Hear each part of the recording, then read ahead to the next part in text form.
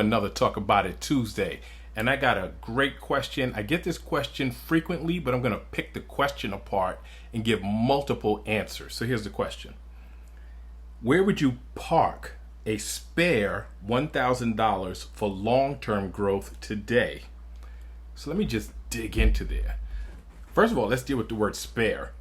Because there's no such thing as spare money. And part of the problem that many of us have is we think we have spare money. In order to have spare money, that means all of the money that you currently have, any income you have, has been properly allocated. You see, there's only allocated money, unallocated money, and misallocated money. So what in the world am I talking about? Unallocated money has a designation, you just haven't put it there yet. Allocated money is money that is used not only to address your current needs, right? Because that's what most of us do. We pay our bills, right? We live our lifestyle, our current lifestyle. But when we have money that goes beyond that, which you should have, we think it's spare. It is not. It is only unallocated, meaning that it should go towards future things. What future things am I talking about? One, an emergency fund. So if you don't have a robust emergency fund, you don't have any spare money. Two, for life events that are inevitable, retirement, perhaps elder care, a child's wedding or education. You want to buy a house down the road. So there should be money that's put away today for those things in the future.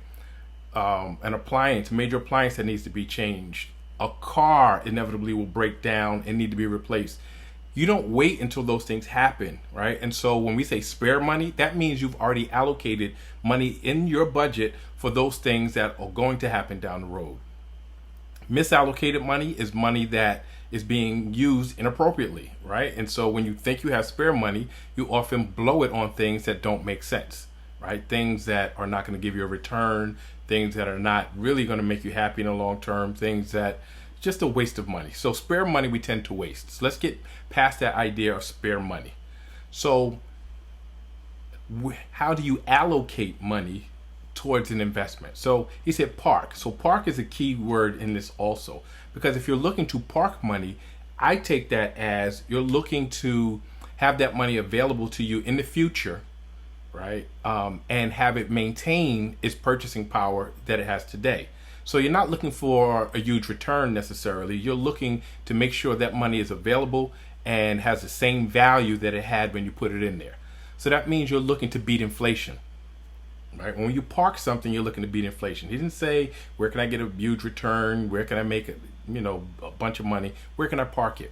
So those are key words. So, and park it for a long term. That means you have to be able to beat the inflation rate over a long period of time. So if inflation rate is between, on a long term, 2 and 4%, usually around 2%, 2 and 4%, then you have to get something that in that long term beats that.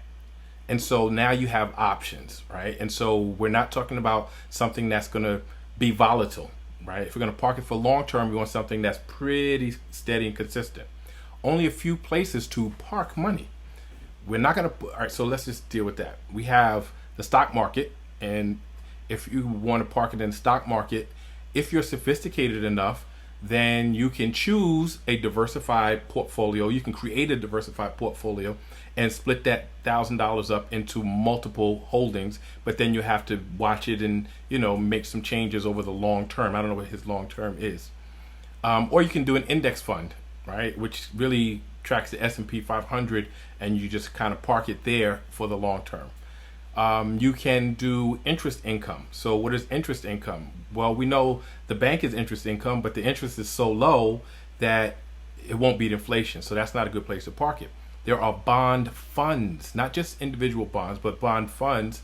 But will you beat the market and the interest rate? Maybe not. So maybe that's not a good place. But where else is interest income? There's interest income in peer-to-peer lending. So you can put it there. You can put it in real estate. And I know some of you are saying, well, $1,000, how can you invest in real estate? Well, they have crowdfunding where you become part of a pool that invests in real estate. You can invest in a REIT, a real estate investment trust, that's similar to a mutual fund but only deals with real estate. Those things can beat the market. The crowdfunding might not be as long term though. So where else did we have? So we had, securities, we had interest income, we have real estate. Um, those are the things where you're going to park money and create passive income as opposed to trying to create active income. So you wouldn't necessarily put it into your own business. You wouldn't necessarily, if you're going to park it, you wouldn't necessarily put it into something, to selling something, again, because you're talking about long term. So no spare money. Where do you allocate this money to be preserved for the long term, to maintain the spending power, to beat the inflation rate?